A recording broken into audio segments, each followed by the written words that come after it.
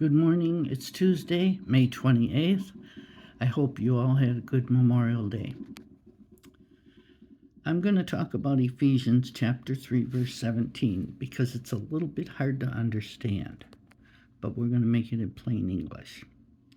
It says that Christ may dwell in you, in your hearts, through faith, that you, being rooted and grounded in love, may be able to comprehend with all the saints what is the width and length and depth and height, to know the love of Christ which passes knowledge, that you may be filled with the fullness of God.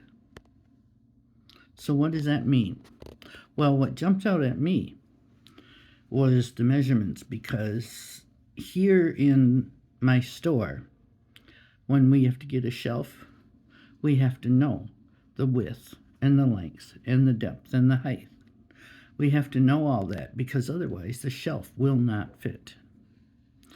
And if you can imagine a shelf that is so full and so wide and so high that we don't see the endings of it. We can't see the sides of it. We can't see how tall it is, because it's so much that all we see is what's in that shelf.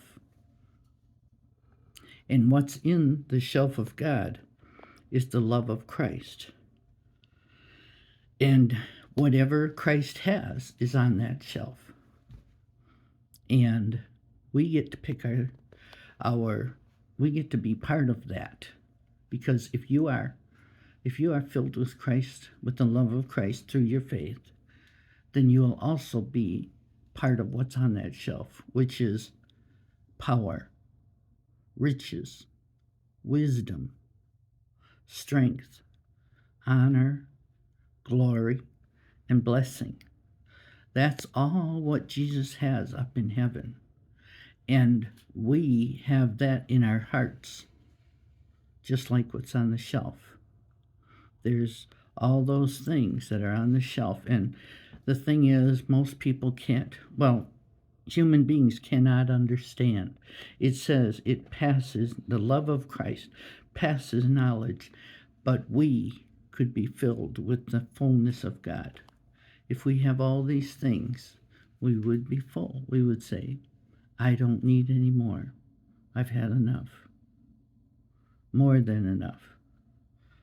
So Ephesians 3 is just trying to tell us how much Christ loves us and how much power and love and strength and all of those things Jesus has that we can be a part of. But it all starts with our faith. So if you don't have the faith, you got to work on that. Ask someone who knows Jesus how to help you.